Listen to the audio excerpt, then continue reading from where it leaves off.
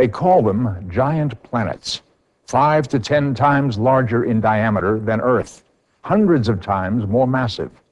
Yet they are not solid spheres at all. They're made mostly of hydrogen, a gas in the outermost area, a liquid below that. They are very large indeed. All the planets in the solar system, if somehow packaged together, could fit inside the diameter of Jupiter. And these outer planets are very, very different from the rocky little worlds that make up the inner solar system, where you and I and all the rest of us live together.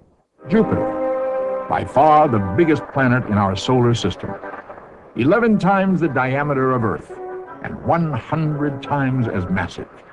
Atmosphere is mainly hydrogen, helium, ammonia, and methane. The nearer the surface, the hotter it gets.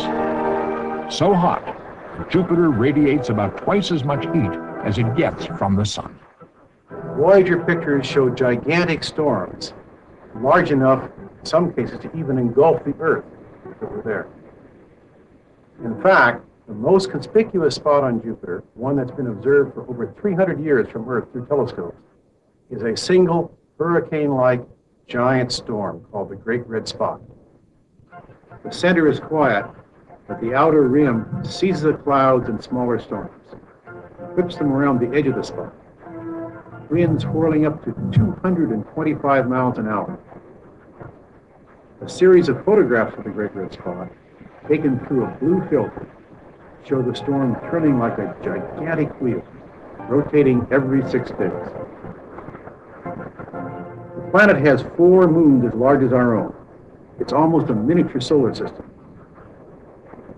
The innermost moon, Io, is extraordinary.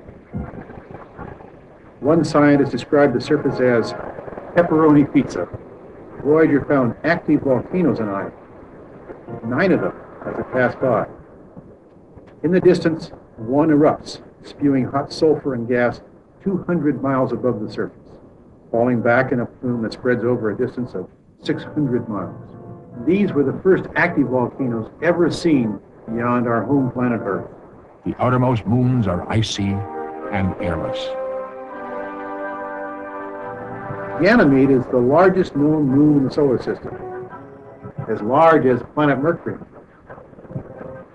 Long parallel ridges and valleys form chaotic, crisscrossing patterns. The moon Europa emerged as the smoothest object in the solar system. 50 miles beneath its finely cracked, icy crust, we think there lies a giant ocean, the largest body of liquid water outside of Earth itself. Callisto, the most distant of Jupiter's big moons. Its surface may have more craters still preserved on it than any other body in the whole solar system. A great cataclysmic impact basin extends for 1,000 miles. Galileo was launched in space by shuttle astronauts and completes a meandering 6-year journey by slipping into orbit around Jupiter, probing deeply into that planet's atmosphere. Saturn, second largest planet in the solar system, little smaller than Jupiter, but 9 times the diameter of Earth. In the fall of 1980, the world first peered through the camera lens of an approaching Voyager. The first close look at the famous Saturn rings, globe-girdling sheets of light, dust, and gas. Not hundreds of rings, thousands. A dazzling orbital mural. Titan, the most intriguing of Saturn's moons, second only to Jupiter's Ganymede in size, and the only moon in the solar system with a dense atmosphere. As it turned out, Voyager discovered that it is indeed 1.5 times the surface pressure of the atmosphere on Earth.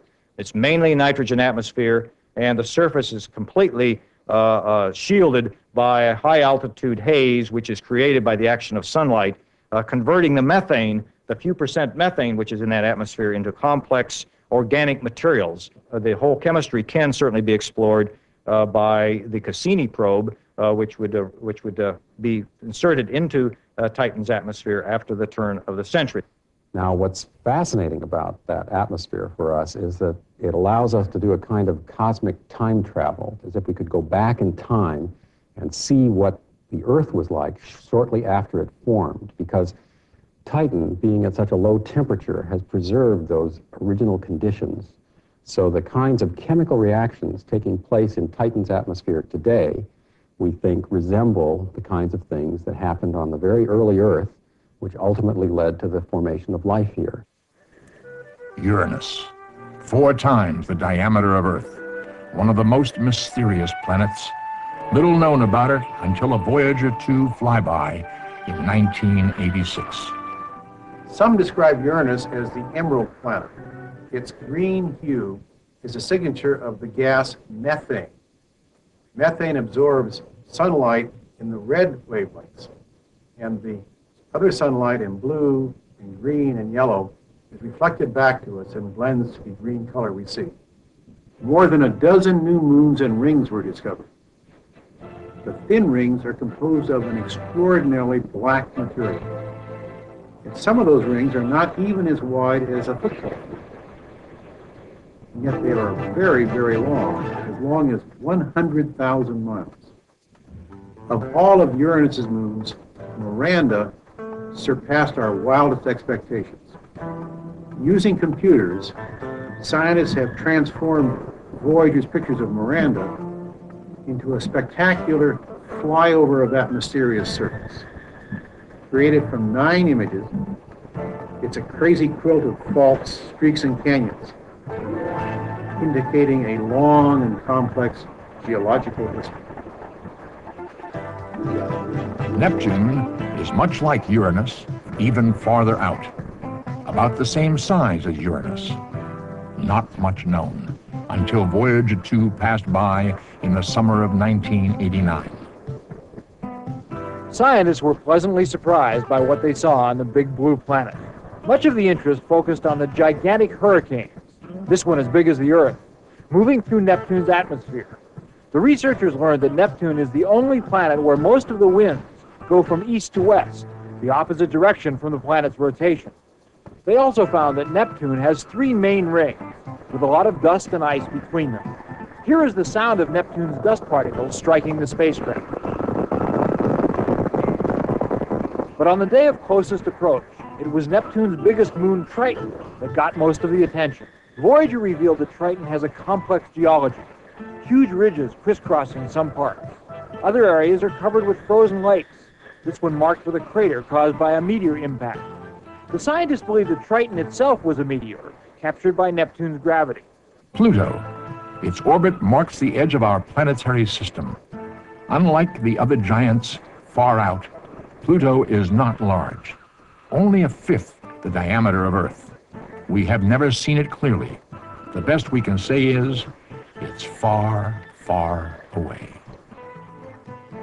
Pluto is in fact 2 mid-sized moons orbiting each other, something we didn't even know when Voyager was launched from Florida in 1977. But special measurements through Earth-based telescopes have watched the surprising mutual dance of these 2 objects around each other, and there even appears to be a thin atmosphere. What a wonderful target for a future Voyager in the next century.